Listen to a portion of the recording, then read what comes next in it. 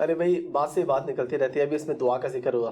اچھا میں تھوڑا سا آپ کو ضمن یہ بھی بتا دوں کہ میری پوڈ کاسٹ کو نا اکثر لوگ ہومیوپیتھک کہتے ہیں نا فائدہ نہ نقصان ہے. آپ ٹوکتے نہیں گیسٹ کو بار بار, پتہ لگے کہ آپ کو بات کریں بار بار ٹوکے.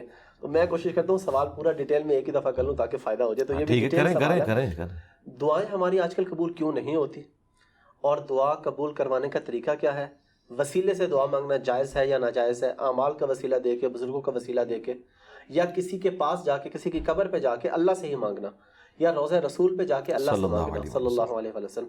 اس پہ تھوڑی یہ تو 5-6 سوالات آپ نے اکٹھے کر دیے. میں ترتیب سے لے کے چلتا ہوں. دیکھیں, دعا کبھی مسلمان کی رد نہیں جاتی. مسند احمد میں حدیث ہے کہ مسلمان کی دعا کبھی بھی رد نہیں جاتی. یہ ذہن میں رکھیے گا. نبی علیہ السلام فرمایا کہ وہ 3 طرح سے قبول ہوتی ہے.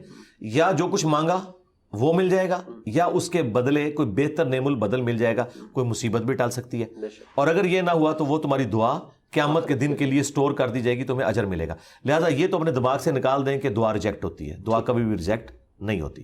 دوسری بات, دعا کرنا آپشنل نہیں ہے, یہ مسلمان پہ فرض ہے.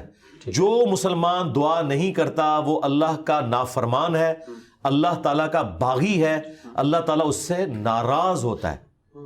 ادعونی استجب لکم ان الذین یستکبرون عن عبادتی, سورہ المؤمن کی آیت نمبر 60 ہے. اے میرے بندو مجھ سے مانگو, جو لوگ مجھ سے دعا کرنے میں تکبر کرتے ہیں میں انہیں ذلیل و خوار کر کے جہنم میں داخل کروں گا. دنیا کے بادشاہ تو مانگنے پر ناراض ہوتے ہیں, اور ہم اس بادشاہ کی عبادت کرتے ہیں کہ جس سے نہ مانگا جائے تو وہ ناراض ہوتا ہے. یہ ضروری ہے. اچھا, جامعہ ترمذی میں حدیث ہے, نبی علیہ السلام نے فرمایا کہ جو چاہتا ہے نا کہ مشکل اور پریشانی میں اس کی دعا قبول ہو, اسے چاہیے کہ جب حالات فیوریبل ہوں اس وقت بھی اللہ کو یاد کرے. ہاں, دعا سے اپنے آپ کو بے نیاز نہیں کرنا. ٹھیک ہے. پھر دیکھیں سورہ البقرہ کی 186 آیت مشہور, وَإِذَا سَأَلَكَ عِبَادِي عَنِّي فَإِنِّي قَرِيبٌ أُجِيبُ الدَّعْوَةَ الدَّاعِ إِذَا دَعَانِ. ہاں, اے نبی صلی اللہ علیہ وآلہ وسلم, جب میرے بندے آپ سے میرے بارے میں پوچھیں تو آپ فرمائیں میں تمہارے بالکل قریب ہوں, ہر پکارنے والے کی پکار کو سنتا ہوں, لیکن فَلْيَسْتَجِيبُوا لِي, ان کو بھی تو چاہیے کہ میرا حکم مانے, وَلْيُؤْمِنُوا بِي, اور مجھ پر ایمان لائیں, لَعَلَّهُمْ يَرْشُدُونَ, تاکہ یہ کامیاب ہو سکیں. تو یہ ون وے ٹریفک نہیں میرے بھائی, یہ دونوں طرف سے ہے. اس طرح نہیں ہوگا کہ آپ نافرمانیوں کی زندگی گزاریں اور پھر آپ باغیوں والی زندگی گزاریں اور پھر دوستیاں بھی نبھانے کی کوشش کریں. پھر دعا کا ایک پروٹوکول ہے. جامعہ ترمذی میں حدیث ہے, نبی علیہ السلام بیٹھے تھے, سیدنا ابوبکر سیدنا عمر بیٹھے تھے, ایک شخص آیا, اس نے نماز پڑھی اور ڈائریکٹ اللہ سے مانگنا شروع کر دیا. نبی علیہ السلام نے فرمایا سائل نے جلدی کی. پھر ایک اور شخص آیا, اس نے نماز پڑھی, اللہ کی حمد کی, پھر دروشی پڑھا, تو آپ نے فرمایا سل تعطا, سل تعطا, مانگ تجھے دیا جائے گا, مانگ تجھے دیا جائے گا. اور دوسرے بندے کو آپ نے بلا کے کہا کہ جب دعا کرو پہلے اللہ کی حمد کرو, پھر دروشی پڑھو, پھر اللہ سے مانگو. اور نماز میں دیکھیں پہلے ہم اللہ کی حمد کرتے ہیں, التحیات للہ والصلوات والطیبات, پھر سلام عرض کرتے ہیں, اس کے بعد دروشی پڑھتے ہیں, اور اینڈ پہ دعا. یہ پروٹوکول ہے دعا کا, یہ طریقہ ہے دعا کرنے کا. آپ نے دعا اس طریقے سے اللہ کے حضور پیش کرنی ہے تو دعائیں اللہ تعالیٰ قبول فرمانے والا ہے.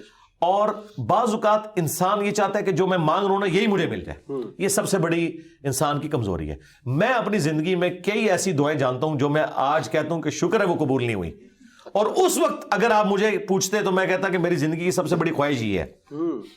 میں نے خلاف کعبہ 2002 میں پکڑ کے دعا کی تھی کہ اے اللہ مجھے بریلوی مارنا, بجائے یہ کہنے کہ مسلمان مارنا, میں ایک فرقے کے لیے دعا کر رہا تھا. شکر ہے یہ اللہ قبول نہیں کی تھی, تیری مہربانی. آندہ بھی کوئی دعا قبول نہ آئے تھے, اسی میں بہتری ہے جو قرآن میں ہے نا, کہ جس چیز سے تم کراہت محسوس کر رہے ہوتے ہو عین ممکن ہے اس میں تمہارے لیے خیر چھپی بھی ہو. اللہ جانتا ہے, تم نہیں جانتے. بعض اوقات انسان کسی چیز میں کراہت محسوس کر رہا ہے, اس میں خیر چھپی ہوئی ہے, اور جس چیز کو محبت کی نظر سے دیکھ رہا ہے اس میں اس کے لیے شر چھپا ہوا ہے. اس کو ڈاکٹر ذاکر نائک نے بڑی مثال پیاری دی تھی کہ آپ کا امریکہ میں کوئی بزنس ہو اور آپ نے فلائٹ سے پہنچنا ہو, میٹنگ ہو آپ کی, اور وہ میٹنگ آپ اٹینڈ کریں تو آپ کو کروڑوں کا بزنس ملنے والا ہے, اور اگر رہ جائے تو آپ کا اتنا نقصان ہو جائے گا سارے بزنس مین کے لیے. آپ جیسے ہی ٹریفک کے لیٹ ہونے کی وجہ سے ایئرپورٹ پہنچیں اور آپ کو پتا چلے کہ وہ جہاز اڑ گیا ہے جس میں آپ نے جانا تھا, تو آپ کہیں گے میری زندگی کی سب سے بری خبر تھی جو میں نے سنی. اور اسی گاڑی میں واپس آتے ہوئے آپ کو خبر ملے کہ وہ جہاز کریش کر گیا، تو آپ کہیں گے وہ میری زندگی کی سب سے بہترین خبر تھی جو میں نے اس وقت سنی تھی، شکر ہے میں نہیں بیٹھا اس میں۔ بالکل ایک ہی خبر تھوڑی دیر پہلے زندگی کی بدترین خبر تھی، اور اگلے لمحے وہ سب سے اچھی۔ اچھا، اس چیز کو اللہ نے قرآن میں حضرت موسیٰ اور خضر کے واقعے میں سمجھایا ہے، جس میں وہ ایک بچے کی گردن مروڑ دیتے ہیں۔ وہ یہ نہیں ہے کہ یہاں کو پیر بچوں کی گردنیں مروڑیں گے، وہ فرشتہ تھا، وہ حضرت اسرائیل والا کام کر رہا تھا، اس کو اللہ تعالیٰ نے اتنی عمر بچے کو دینی تھی، لیکن اس کے جواب میں انہوں نے کیا کہا کہ تمہارے رب نے ارادہ کیا کہ اس سے بہتر اولاد انہیں دے، کیونکہ اس اولاد نے ذلیل کروانا تھا ماں باپ کو۔ تو مسئلہ تقدیر سمجھایا گیا نا کہ اگر کوئی تکلیف پہنچتی ہے تو آپ کو نہیں پتا۔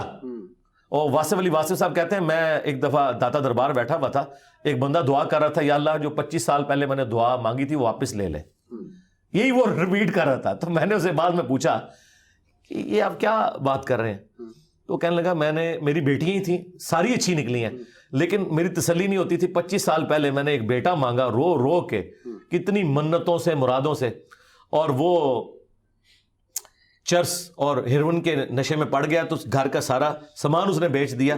تو بڑا بہتر کیا تھا اللہ نے جو مجھے بیٹا نہیں دیا ہوا تھا، تو یا اللہ وہ دعا واپس لے لے۔ ٹھیک ہے، اس لیے آپ نے اپنے معاملات کو ذرا دیکھ کے بھی چلنا ہوتا ہے، لیکن دعا ضرور مانگیں، اللہ تعالیٰ کے بارے میں پیسیمسٹک نہ ہو، آپٹیمسٹک۔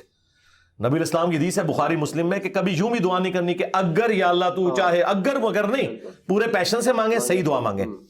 اور مسلم شریف میں حدیث ہے نبی الاسلام کہ ایک صحابی اتنے بیمار ہوئے کہ وہ ہڈیوں کا پنجر بن گئے، نبی الاسلام ان کی عادت کرنے گئے، آپ نے کہا کہ تو اللہ سے کیا مانگتا ہے یہ جو تیری حالت ہوئی ہے؟ تو نے کہا یا رسول اللہ میں اللہ سے ایک ہی دعا مانگتا ہوں کہ اے اللہ جو تو نے مجھے آخرت میں عذاب دینا ہے نا دنیا میں ہی دے لے۔ نبی الاسلام نے کہا سبحان اللہ، اللہ پاک ہے، یہ تو نے کیا عقیدہ بنایا ہوا ہے؟ یعنی حضور جب حیران ہوتے تھے نا تو یعنی غلطیوں سے پاک تو اللہ ہی ہے، یہ کہتے تھے۔ وہ یہ تیرے اندر سکت ہے کہ تو دنیا میں بھی اللہ کا عذاب برداشت کر سکے، اور تجھے تو چاہیے تھا تو کہتا اللہم ربنا آتنا فی الدنیا حسنہ وفی الآخرۃ حسنۃ وقنا عذاب النار۔ اے اللہ مجھے دنیا میں بھی بھلائیاں عطا فرما، آخرت میں بھی بھلائیاں عطا فرما، اور آخرت کی سب سے بڑی بھلائی مجھے دے، وقنا عذاب النار، جہنم کی آگ سے بچا لے۔ تو نبی الاسلام نے کہا یہ پڑھ، اس نے پڑھنا شروع کیا۔ صحابہ کرام کہتے ہیں کچھ دنوں بعد وہ ایسے ہو گیا جیسے مردہ زندہ ہو جاتا ہے، بالکل ٹھیک ہو گیا۔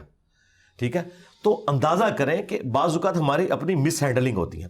پھر نبی الاسلام نے کچھ ہمیں راستہ بھی بتایا ہے، بخاری مسلم میں حدیث ہے جس کی یہ خواہش ہو کہ اس کی عمر دراز ہو جائے اور اس کے رزق میں برکت ہو، یہی دو دعائیں ہیں جس کے پیچھے لوگ درباروں پہ بھی جاتے ہیں، ادھر ادھر ذلیل ہوتے ہیں کہ جی صحت والی زندگی ہو، لمبی ہو، ظاہر انسان کے اندر اللہ نے خواہش رکھی ہے، اور فراخی ہو۔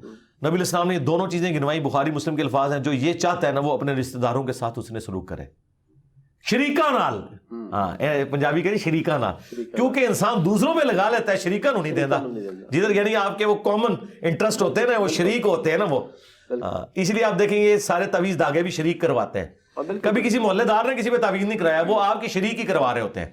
جہاں جیلسی فیکٹر تھا وہیں خرچ کرنے کے اوپر اللہ تعالیٰ نے اجر رکھا ہوا ہے، اور یہ آپ کے اوپر کتنی بڑی آزمائش ہے، جہاں آپ خرچ نہیں کرنا چاہتے وہاں آپ نے خرچ کرنا ہے۔ اب جو آپ نے وسیلہ اور توسل کی بات کی، وہ صحیح بخاری میں حدیث ہے 1010 نمبر حدیث 1010 کہ حضرت عمر فاروق رضی اللہ تعالیٰ عنہ کے دور میں جب قحط پڑ جاتا تو وہ دعا کرتے اللہم، اللہ تعالیٰ کو مخاطب کر کے کہ اے اللہ انا کننا نتوسل الیک بنبینا، پہلے ہم تیرے نبی سے دعائیں کروایا کرتے تھے، اب ان کی وفات کے بعد ان کے چچا کو لے کے آئے، ان کی دعا کی برکت سے بارش نازل فرما، اور وہ بارش نازل ہو جاتی۔ یہ حضرت عمر نے امت کو عقیدہ دیا ہے کہ توسل اور وسیلہ یہ نہیں ہے کہ کسی کے واسطے آپ نے ڈالنے ہیں اللہ کو، بلکہ یہ ہے کہ اس نیک بندے سے جا کے دعا کروانی ہے۔ بخاری مسلم میں ہے کہ بارش نہیں ہوتی تھی، صحابہ کرام نبی علیہ السلام سے دعا کرواتے تھے، دعا کی برکت سے بارش ہو جاتی تھی۔